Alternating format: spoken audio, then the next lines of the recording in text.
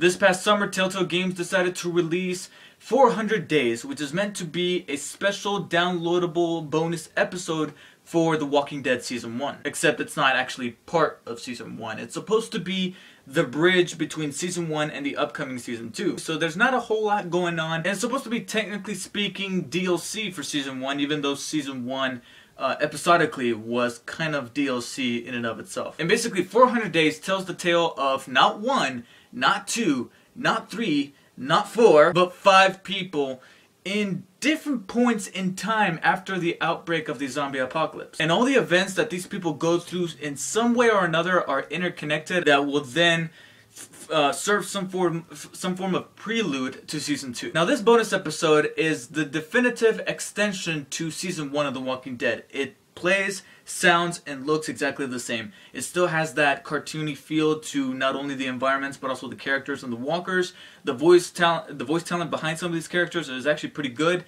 And the game, like I said, it plays the same. With the left analog stick, you control the character, and with the right analog stick, you highlight different things to use in order to be able to progress the story, or to highlight certain characters that you want to talk to. And of course, the game is tailored to how you play. You make different decisions, whether it be to make a vital decision that will then determine the fate of a character, or if you just simply want to choose a different line of dialogue to exchange with another character. And because of all those things, it has an awful lot of things that I loved about Season 1. The artwork, like I said, I really dig the cartoon like design to some of these characters, particularly the walkers. Everybody who does the voices are great, except they're not Dave Fennoy, but they're still pretty good. They hold up on their own.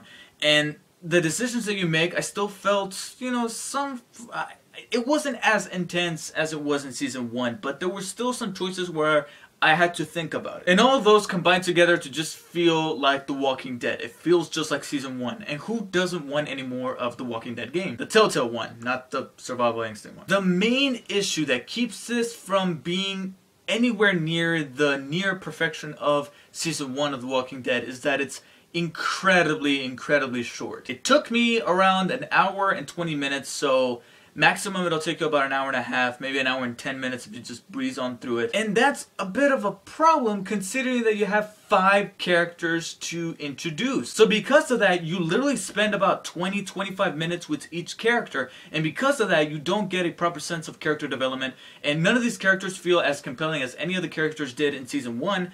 Most especially Lee and Clementine. And I know I'm trying to keep in mind that this is just a DLC, but because it's incredibly short, you don't get to spend enough time with these characters, unlike in Season 1, where you spent enough time with Lee, Clementine, Kenny, Krista, Omid, all of them. You get to spend enough time, so you got to know them, you got to care for them, whereas these characters, they don't feel like types, they don't feel like stereotypes, except maybe the stoner.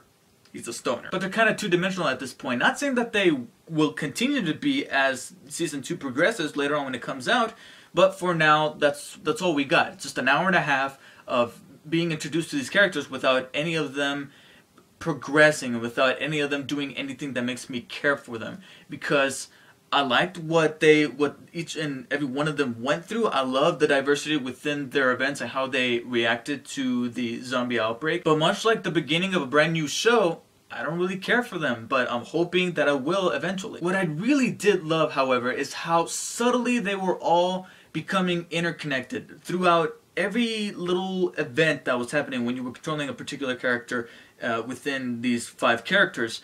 Different things are either shown or they happen somewhere in the background where if you just have to pay close attention and you look at it and go, hey, that's that thing from the other episode. So I kind of dug the Easter egg hunt that was going on as I progressed through all these stories. And that's about it. Like I said, it's incredibly short. There's hardly anything to talk about except that it feels, looks, and sounds and plays just like Season 1 of The Walking Dead. So there's not a whole lot of new things going on there, but because there's more, it's always welcome. I mean, I love the Season 1 of The Walking Dead that much. But it does come a little subpar considering that it's incredibly short, not giving us enough time to care about any of these characters, because the one thing that Season 1 was masterful at was getting us to love these characters so much so that it brought us to tears when something happened to them, and so far that's not happening in 400 Days. That's not to say that it won't happen with these characters in Season 2 should they appear in Season 2, but for now, as it stands,